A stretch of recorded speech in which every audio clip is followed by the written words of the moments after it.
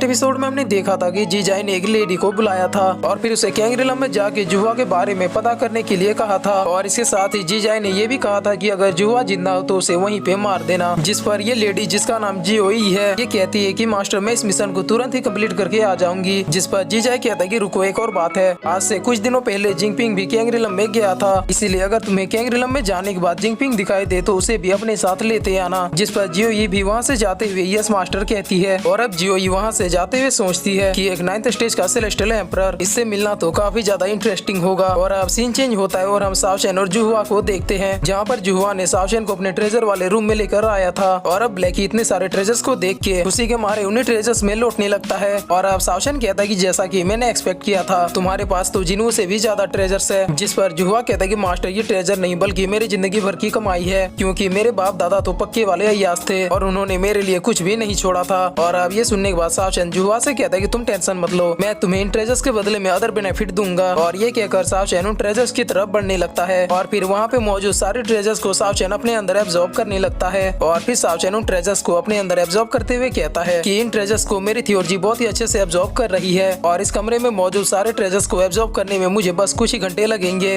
और अब कुछ घंटे बाद हम देखते हैं कि शाओशेन ने उस कमरे में मौजूद सारे ट्रेजर्स को अपने अंदर एब्जॉर्ब कर लिया था और उन पावर्स को अपने अंदर फील करते हुए कहता है कि मैंने कभी सोचा नहीं था कि इतने सारे ट्रेजर्स को एब्जॉर्ब करने के बावजूद भी मेरी एंशिएंट बॉडी टेम्परिंग मंत्रा की पावर बस 1% बढ़ेगी। और फिर शाओशेन अपने पावर को देखते हुए कहता है कि मेरे ख्याल से मुझे एंशिएंट बॉडी टेम्परिंग मंत्रा के 6ठे लेवल को ब्रेक थ्रू करने के लिए और ज्यादा बड़े अमाउंट में ट्रेजर्स की जरूरत होगी। और अब जुहुआ शाओशेन को देखते हुए कहता है कि ये तो पहले से और भी ज्यादा पावरफुल हो चुका है। और अब शाओशेन ब्लैकी से पूछता है कि ब्लैकी आखिर तुम्हारी पावर कितनी ज्यादा इंप्रूव हुई है। तब ब्लैकी शाओशेन को अपने पावर का एक छोटा सा नमूना दिखाता है और अब ब्लैकी की पावर देख के जुहुआ पीछे से चिल्लाते हुए कहता है कि रुक जाओ, मेरे महल में आग लग जाएगी। और अब जुहुआ उस कमरे में लगे हुए आग को बुझाने की कोशिश करने लगता है। और अब जुहुआ ब्लैकी के ऊपर काफी ज्यादा गुस्सा होते हुए कहता है कि सिली डॉग तुमने ये जानबूझकर किया है। तब ब्लैकी भी फुल एटीट्यूड में कहता है कि हाँ मैंने ये जानबूझकर किया है, अब बताओ क्या कर लोगे। और इतना कहकर ब्लैकी शाओशेन के पास चला जाता है। जिस पर जुहुआ कहता है कि अगर तुम मास्टर के डॉगी नहीं होते तो आज मैं तुम्हें कुत्तों की तरह दौड़ा दौड़ा के मारता। और अब सीन चेंज होता है और हम जियोई को देखते हैं जो कि लोगों को टॉर्चर कर करके पूछ रही थी कि बताओ एम्परर जुहुआ का मेंशन कहाँ है। जिस पर वो आदमी कहता है कि मुझे सच में नहीं पता कि एम्परर जुहुआ कहाँ पे रहते हैं और उनका रेसिडेंट किस जगह पे स्थित है। और अब ये सुनने के बाद जियोई कहती है कि तुम इस सिटी के हेड हो और इसके बावजूद भी तुम्हें ये नहीं पता कि तुम्हारे सिटी में इतना पावरफुल एम्परर आखिर रहता कहाँ है। और फिर जियोई कहती है कि तुम तो एक नंबर की यूजलेस हो। और इतना कहते जियोई उस आदमी को वहीं पे मार देती है। और अब ये देखने के बाद वहाँ पे मौजूद सारे लोग बहुत ही ज्यादा डर जाते हैं और फिर वो लोग जियोई के सामने झुकते हुए कहते हैं कि प्लीज हमें मत मारो, अगर आप कहोगी तो हम आपके लिए उस आदमी का पूरा पता ठिकाना ढूंढ लाएंगे। जिस पर जियोई कहती है कि ठीक है मैं तुम सबको 3 दिनों का टाइम देती हूँ। और इतना कहकर जियोई अपने एक स्पेल को उन तीनों में डाल देती है और फिर उनसे कहती है कि ये मेरा यूनिक चार्म है, अगर इन 3 दिनों में मुझे तुम लोगों की तरफ से कोई भी न्यूज नहीं मिली तो तुम लोग ऑटोमेटिक मारे जाओगे। और इतना कहकर जियोई वहाँ से चली जाती है। और अब सीन चेंज होता है और हम शाओशेन को देखते हैं जो कि अंगड़ाइयाँ लेते हुए बाहर निकल रहा था और इसके साथ ही वो जुहुआ से कहता है कि मेरे ख्याल से तुम्हारे पास जो कुछ भी था वो मैंने एब्जॉर्ब कर लिया है और अब मुझे यहाँ से निकलना चाहिए। जिस पर जुहुआ शाओशेन को रोकते हुए कहता है कि मास्टर आपने कैंगलैंड से कहा था कि आप उसके लिए भी कुछ ही लेते जाएंगे। और अब ये सुनने के बाद शाओशेन कहता है कि मैं तो ये बात भूल ही गया था। और फिर शाओशेन जुहुआ से पूछता है कि क्या तुम्हारे पास कैंगलैंड के लिए कोई अच्छी वस्तु मौजूद है। जिस पर ब्लैकी कहता है कि शाओशेन तुम इस घटिया आदमी से भला किसी अच्छी चीज की उम्मीद कैसे कर सकते हो। और अब जुहुआ काफी ज्यादा शर्माने लगता है और फिर वो शर्माते हुए कहता है कि मेरे पास कैंगलैंड के लिए एक बहुत ही अच्छी चीज मौजूद है और मैं कई सालों से उसे ये देने की कोशिश कर रहा था, लेकिन मैं उसे ये कभी दे नहीं पाया क्योंकि वो मुझे हर बार प्यार से पीट देती थी। और उसके अलावा जब भी मैं उसे ये देने का ट्राई करता था तो मेरे दिल में ऐसे धक धक होने लगता था। और अब जुहुआ की ऐसी हरकत देखने के बाद शाओशेन बहुत ही ज्यादा गुस्से में कहता है कि सबसे पहले तुम ये दुल्हन की तरह शर्माना बंद करो और तुम्हारे पास जो कुछ भी है उसे जल्दी से दे दो।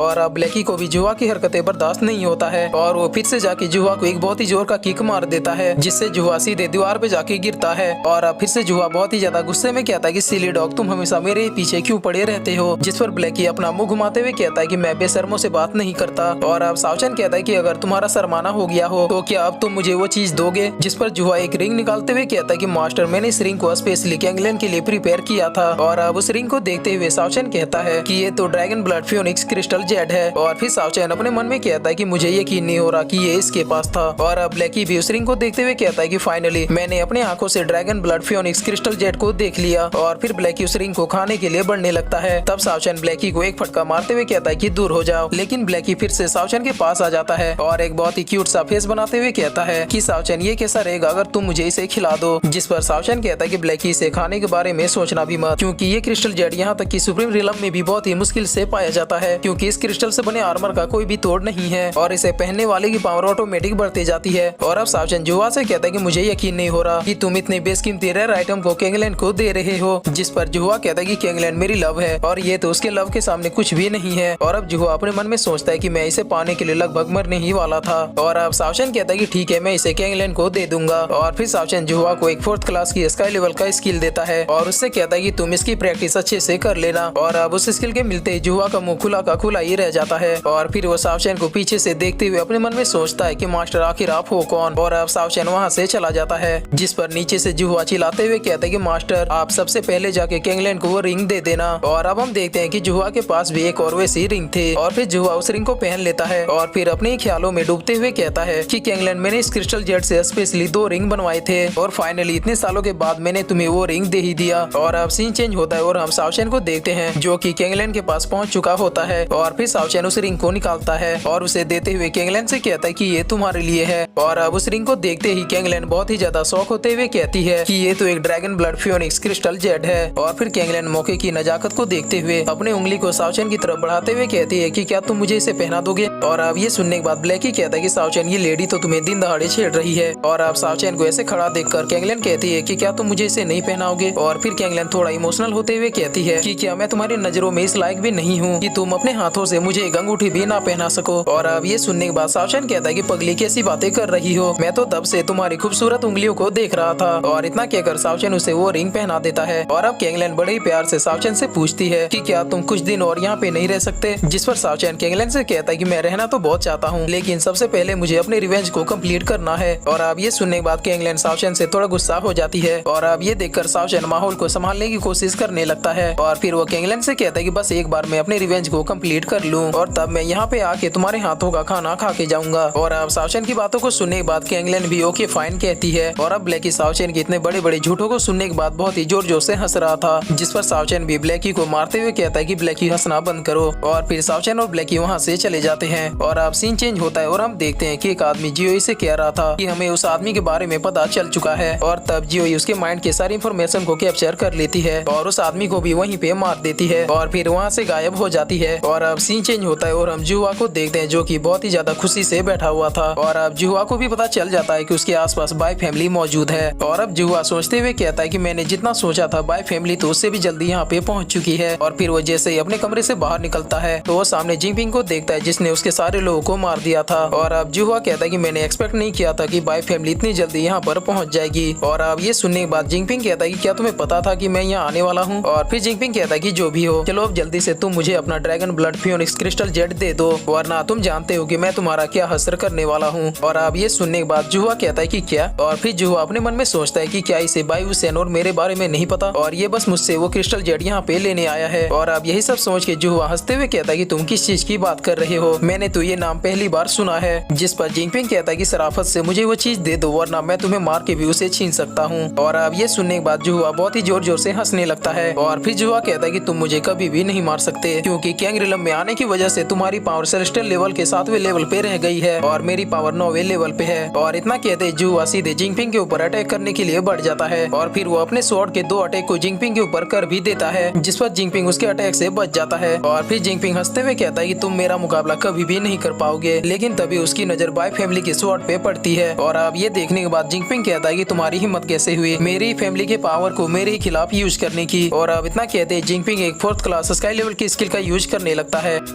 और फिर इसी के साथ ये एपिसोड यहीं पे खत्म होता है।